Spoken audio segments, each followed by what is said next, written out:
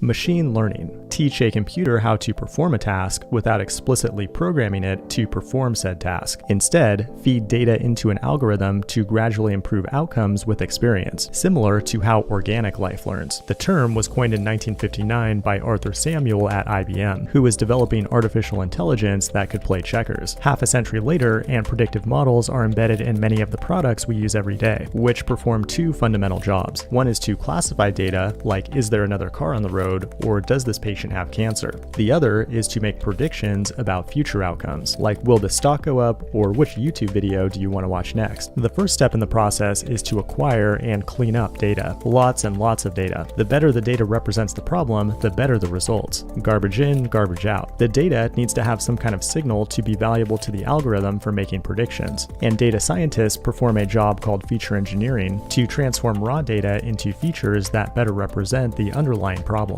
The next step is to separate the data into a training set and testing set. The training data is fed into an algorithm to build a model, then the testing data is used to validate the accuracy or error of the model. The next step is to choose an algorithm, which might be a simple statistical model like linear or logistic regression, or a decision tree that assigns different weights to features in the data. Or you might get fancy with a convolutional neural network, which is an algorithm that also assigns weights to features, but also takes the input data and creates additional features automatically. And that's extremely useful for datasets that contain things like images or natural language, where manual feature engineering is virtually impossible. Every one of these algorithms learns to get better by comparing its predictions to an error function. If it's a classification problem, like is this animal a cat or a dog, the error function might be accuracy. If it's a regression problem, like how much will a loaf of bread cost next year, then it might be mean absolute error. Python is the language of choice among data scientists, but R and Julia are also popular options, and there are many supporting frameworks out there to make the process approachable. The end result of the machine learning process is a model, which is just a file that takes some input data in the same shape that it was trained on, then spits out a prediction that tries to minimize the error that it was optimized for. It can then be embedded on an actual device or deployed to the cloud to build a real-world product. This has been machine learning